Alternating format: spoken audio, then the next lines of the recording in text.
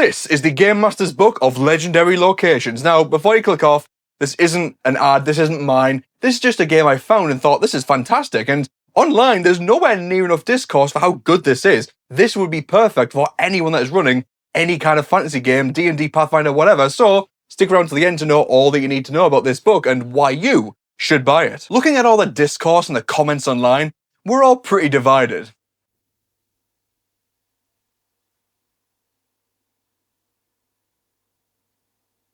And it's terrifying. I fear the safety of everyone around me.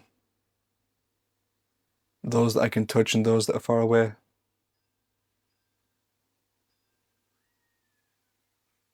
I hope we make it out with this okay. But we're also quite divided when it comes to TTRPGs, so I thought, why not cover a product that we can all use? We're not divided by games, anyone can pick up this book and have a great time with it. Just like any video I make when it comes to books or products that you should check out, I consider your time. So I thought, I'll go through the cons and the considerations about this product that you need to know before you consider buying it. So, what are the cons with this book?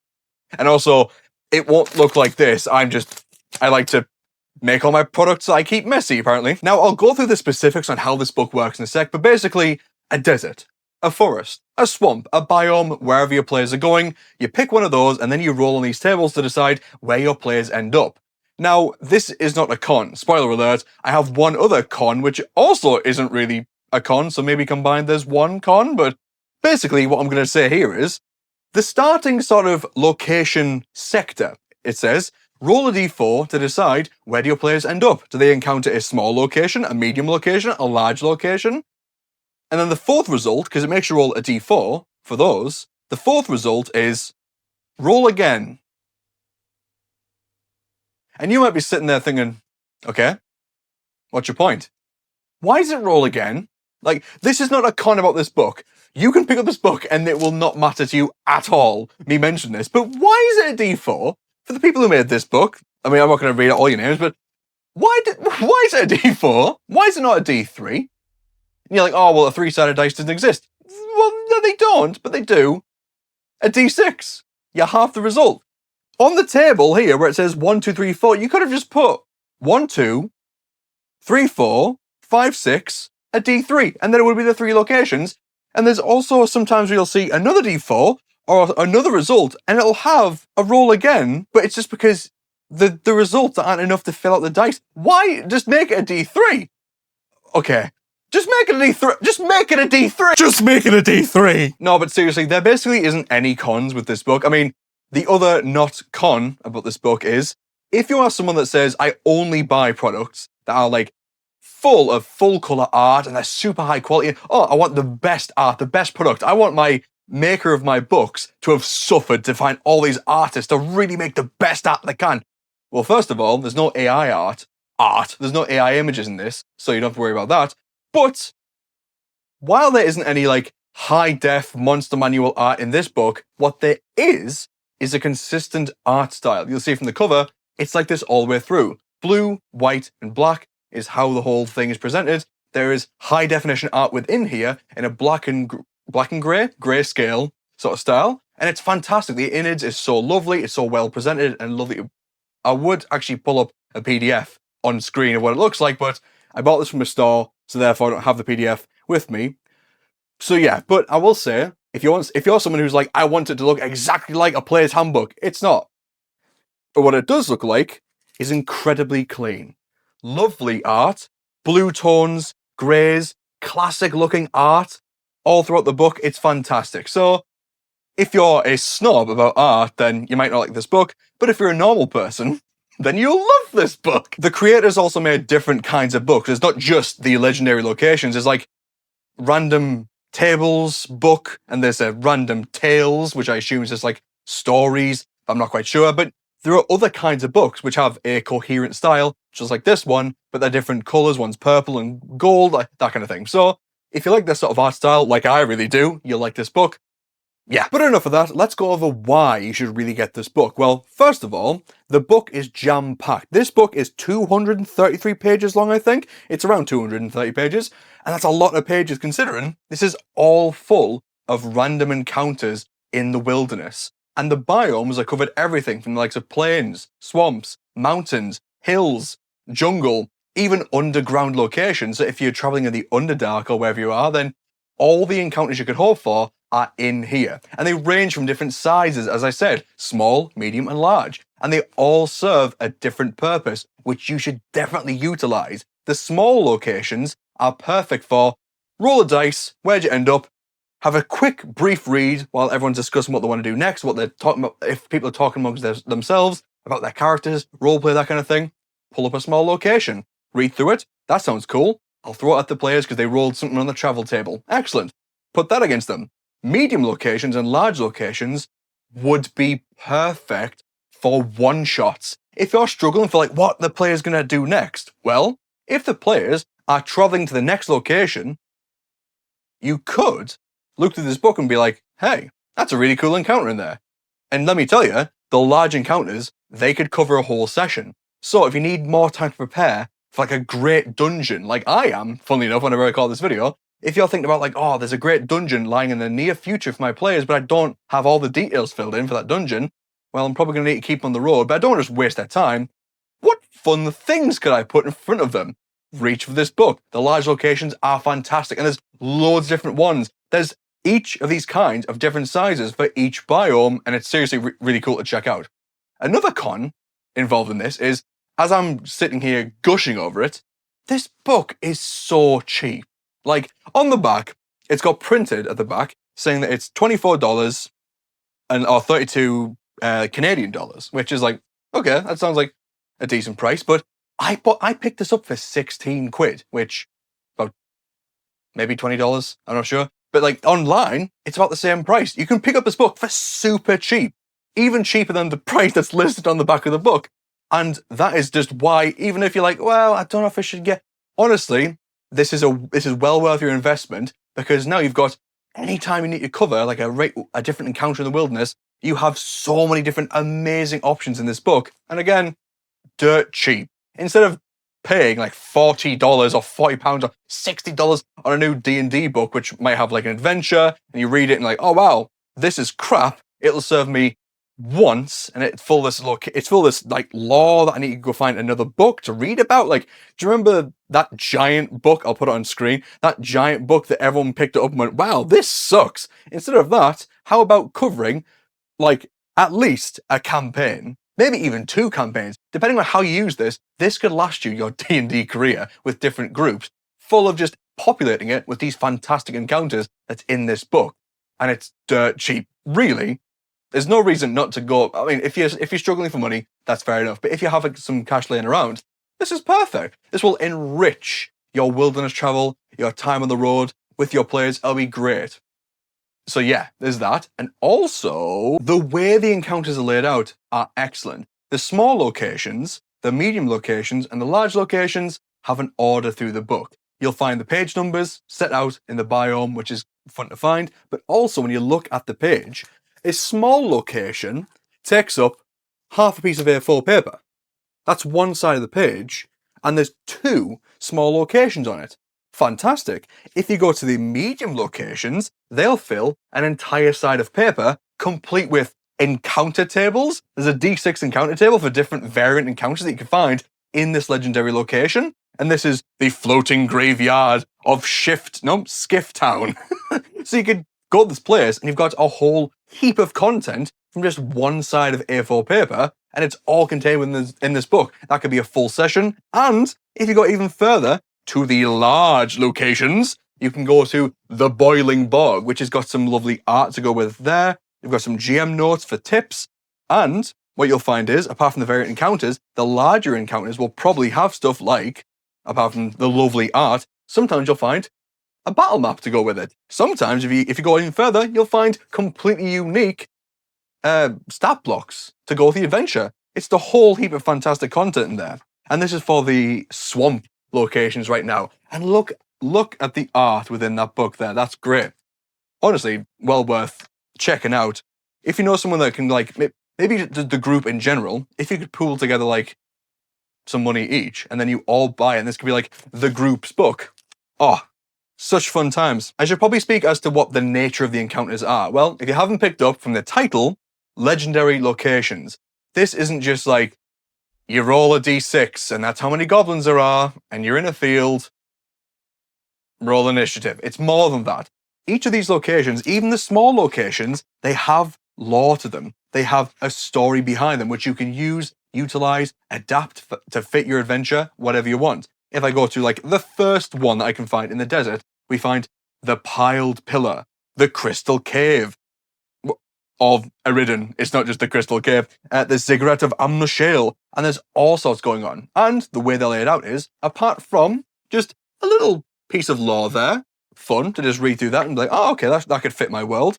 You'll also find, to take the weight off the GM or the DM, mechanics. It'll lay out, if you're in this location, what unique mechanics are at play.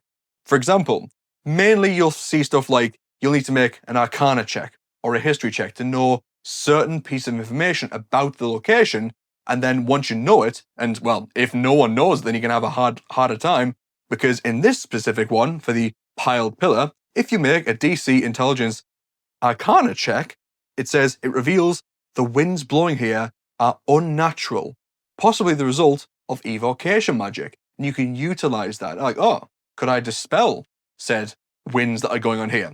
Underneath that, you'll also find, apart from just encounters and the lore and any GM notes, like little tips, you'll also see that little boxes, I don't know if you can see them on the page there, little boxes. You'll find these in a lot of adventure books as well, where they'll give you just something to read out to the players, so you don't have to sit there, sort of like, bring it in and go like, okay, what's the main bits of information? Just go, okay, cool, yeah. A column of wind whips around you. Statues are groups of 5, pierce through the desert and nearby. A hand here, a head there. As the sands shift, a glinting bit of gold reveals itself. A hook to get into the rest of the adventure. That's cool. And beyond just that, you'll also see key dangers. Now these really got me on board. When I flicked through this at the game store, I saw these and thought, oh, I'm buying this now. The key dangers, for example, this first one here, this was one that just drawn me in. We have, of course, blinding gusts. I've mentioned the wind. You make a DC 15 strength athletics check to not be moved and knocked prone and all sorts of fun stuff there. There's a lot of high winds, so that's pretty cool. We have a sort of just ambient effect of the land. Cool. But also, you can run afoul with sand sharks. And of course, if you know what the sand sharks are in terms of what slang you would give that to a certain creature, yes, these are boulettes. But this portion of the desert is teeming with sand sharks, in brackets, boulettes, but named by name, with immunity to fire damage. So it's not just pull out some boulettes or pull out a giant. It'll give you some extra things to really change what you're seeing, to really flavour things. Have you run with a group that's been going through the monster manual over and over again? They've basically seen everything. Maybe the players are DMs themselves and they've seen every monster, they've run it all, they've read through it, and you're like, oh, there's nothing I can do to surprise them. Well, this book just goes, hey, you know boulettes?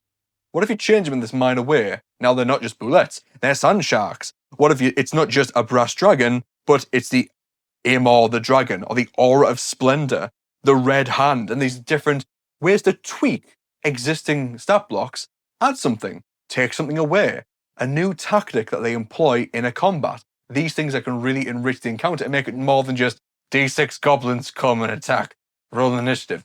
And of course, the last thing I will say, and I will say this in a way that's like, right, maybe think about its utilization. You'll also see potential loot and boons. Boons, I love that word. Boons. Potential loot and boons. You'll see stuff like, maybe if you go through here, you unearth and you do the puzzle of this place, you'll find maybe like 100 gold's worth of stuff. Pretty good. But you could also do, if you dig deeper, depending on the encounter, of course, but you could find stuff like a cloak of displacement, a suit of adamantine armor. And this one even says, and 12,800 gold pieces. So you can see from that, that's a lot of money. And that's 2 magic items. These aren't there to say, if you roll at this encounter, great, your players are now incredibly rich from just finding a random pillar in the desert, and they have 2 really good magic items. They're there as suggestions to fit the lore and the story behind this place that you found. Potential loot on the other one could be, here we go, those who exchange vows or weep within the cave of Aradin, carry the lover's blessing, equal to a single casting of Death Ward. They may also find a fabled weeping stone, the largest and most valuable crystal formed from Shanaran's tears, worth 7,000 gold pieces. So you can either get a gem worth 7,000 gold pieces and it has a story to it, pretty cool, or you can receive a blessing. This is what it means by loot and boons. Loot and the boon being, you get Death Ward cast on you? That's awesome! Wouldn't that be cool to come across that? And then suddenly, walking up the pillar, oh no god, there's a bunch of land sharks here, we're only like level 2. Well, someone goes down, haha, I'm back. I have the blessing of Shanaran, the lover in this cave. Such fun sort of flavour to add in there. Lovely. I think you'll really have a good time looking through those. And that's just these small locations. The large locations and the medium locations have, as I said, they have D6 variant encounter stuff. And there's so many pages, and each one of these medium and large locations have completely unique, per page, variant encounters. You could come across D10 plus 5 desert raiders, or bandits in brackets. You could find a swarm of ferocious flying insects, like insect plague. You could find a Cambion in disguise, a group of cultists and assassins, D6 camels which are limping, and a +2 dagger is embedded deep in its front foot. That's shoot to get the animal lovers to investigate this camel, and you could even add something else to that camel. Maybe it's like a hidden demon. Who knows? And then the large locations, they also have these similar things. Like, you find a chimera, an ancient blue dragon, a pit fiend, a Marilith, things you could fight. But I want to go forward and pick out some of my favourite in this book. These encounters that I think they encapsulated my heart when I read through, and I think you'll also like them because they have a reason to be there, a quite cool mechanical reason. I mean, first of all, I've been talking about these desert locations and given all this stuff. I haven't really covered a large location, and I feel like I could go video by video going through each one of these encounters, but that would be kind of mean to the people who made it. But I will say, for this one here, which is called The Big Dig at Ribcage Ridge, with this wonderful piece of art, sort of foreshadowing what you might see here, basically the gist is, people have found a colossal skeleton. And people have went down and thought, I want to get some of that bones. The whole thing, as I say, could be a one-shot. You could get people around and be like, right, make characters that are like archaeologists, maybe, or they're just like security, and you go here, and then slowly, it's not just a case of dig until you find things. Oh, there's a bullet under the sand, who would have guessed? Not only that, there is a stat block included, which is to match that wonderful piece of art of that horrible aberration eldritch horror fly creature, which is called the Ancient Host. And you could utilize that. It's got legendary actions. It's CR 14, so you can use that to really just kick up the fear factor in the battle. If you were looking for a book that was just going to give you quite boring, or like not boring, but just like normal, expected encounters, you could look through things like Shadow Dark and what have you, which will give you quite like grounded things. This, though, will really knock the shoes off your players as they start to delve in and they find there's more lore and history, and they start to think, this is a random encounter. A random encounter has this much lore and this much cool stuff in it? And you get to sit there looking like a genius behind your little book as you read through all these little locations. And another boon that you'll enjoy, well, I hope you enjoy, has to be that there is at the back of all this stuff, if you don't even want to look through all these different encounters or roll them up or whatever, different sizes, at the end of each biome, there's also a potential obstacles table. If you guys love combat, if you guys love to just have a bunch of fights or a lot of like simpler encounters, just dotted along the way until the main meaty stuff, you can even still use this book. For example, on the desert stuff, there's a D20, like there's on every biome, of different potential obstacles you can find. And one of my favorites I want to go through is called the Giant Lion Ants, which is number 20, because I rolled it and I got 20. And basically what's going on here, the party crosses a field filled with the traps of giant lion ants, which are hidden beneath the sand. And it tells you the mechanic in play. It doesn't just say, that's what is here, DM, improv. It lays out exactly what to do in just a block of text. I get a little block of text about like 10 lines, maybe even 8 lines of text to read, and that's a full encounter that might take you an hour to do because it could result in combat. Because the way that this one works out is it starts as non-combat. It's not just a case of eventually the enemies will pop out. The giant lion ants are actually ankegs, so a familiar sort of stat block that we know. But the way that it goes down is DC 13 intelligence nature check, because there's a lumpy terrain around here, which is odd for the desert. Oh well. And then if this check is unsuccessful and no one knows that anything weird is going on, you roll a d6 every time someone moves. So there's like a built-in unique mechanic for this encounter. If you roll a 1, then not only do you move, but you cause this trap to fall down, and you go down, I think it says like 4d6 of damage, so 20 feet. You fall 20 feet after failing this check to fall down into this trap, and you land into the jaws of one of these hosts, one of these insects, which are of course ankegs, and you get to reflavor them, be like, oh no, they're not ankegs, they are giant lion ants. And people will believe you, even if they do similar things to an ankeg, because, well, ankegs don't normally do this. There's no specific thing on the monster manual that says that, oh yeah, ankegs like to set traps. That's like a trapdoor spider thing. Well, these guys, this book has given me this lovely encounter where it's just, here's some ankegs, you know what they are, simple stat block, employ those, but they're actually ambush predators now, and here's exactly how to do that whole thing. And the way that the dice may fall here, they might entirely walk past it. It's not a forced combat, it's not ambush, surprise, combat along the road. They could investigate this stuff and be like, what's going on? One player who's like the druid or the ranger might be like, wait, I succeeded the check. And you tell them as the ranger or druid that this might be, it reminds you of a similar creature, but like much bigger. Like, have you had a trapdoor spiders? Making that player go, yes, I have. Okay, guys, we need to run. And they can just avoid that combat entirely. But I like it because it's dynamic. It starts non-combat. The players get to make a check. If they fail, then a mechanic is employed. Every 30 feet that you move, you roll a d6. If you roll a 1, you fall down into a hole, into the jaws of the animal, and then roll initiative. I love that. And that's just one of these 20 encounters here. And not all of them are combat specifically. There are extreme temperatures, a dangerous canyon, a spoiled oasis. That sounds incredible. I want to go there. Well, I don't, but that sounds great in a game. Ancient ruins, eyes in the sky. These things are just so cool to read through. So much flavor to really sink your teeth into. Different biomes, different encounters, small, medium, and large. There are stat blocks. There are potential dangers. Reflavoring. There's lore. There's loot. There's mechanics laid out. There are things to help you as the DM sort of run the encounter smoothly. There's maps. There's unique stat blocks. And at the very back of the book, which I've not mentioned yet, there is a D100 table that you get to roll on and create an entirely new encounter that you get to make up from scratch by just rolling it. And I'll go to the back and try and find it, because I rolled my own. And I got one here. I rolled The Lost Court of the Whispered Fear, which is a dense forest where the native flora and fauna are said to communicate with each other.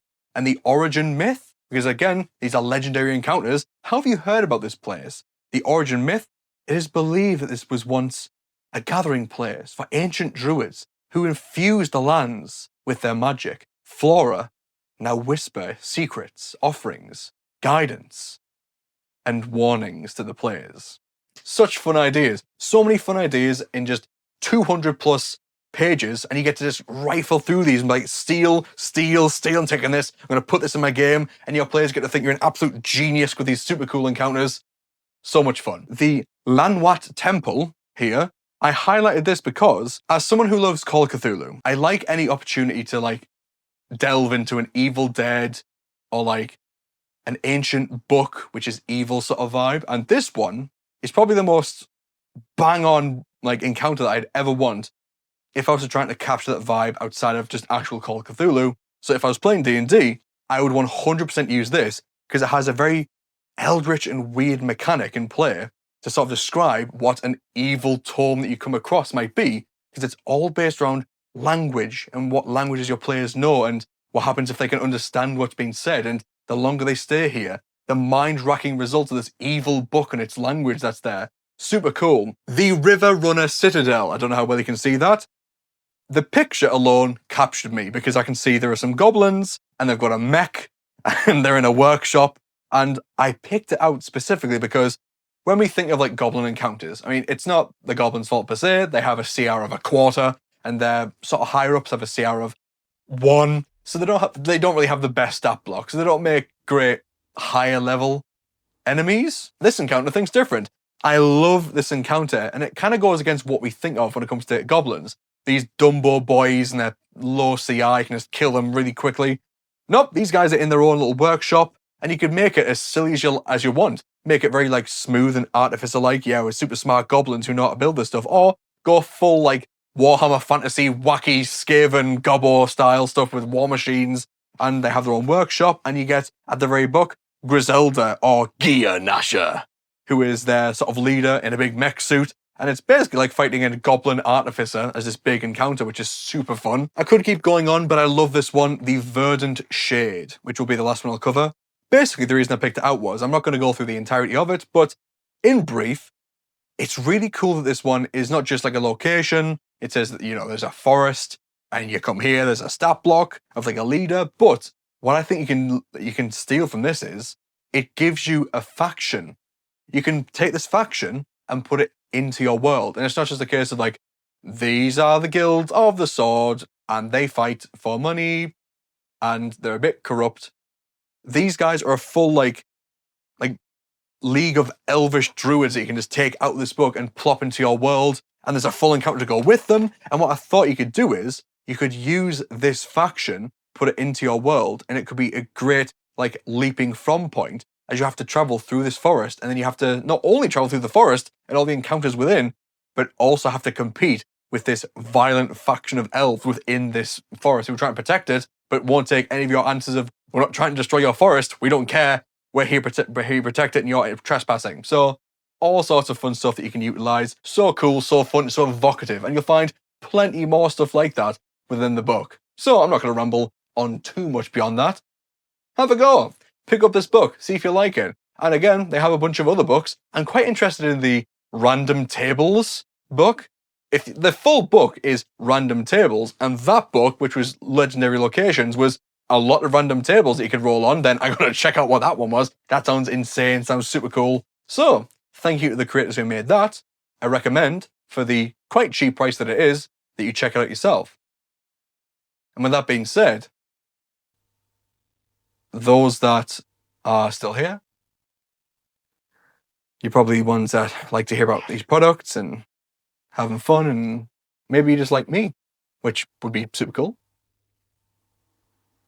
Things are spooky right now.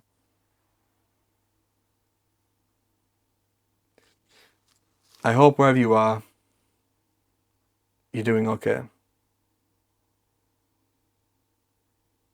While I'm still here, I love you, and I hope that you're safe. I hope that you're unified with your family still, everything's okay.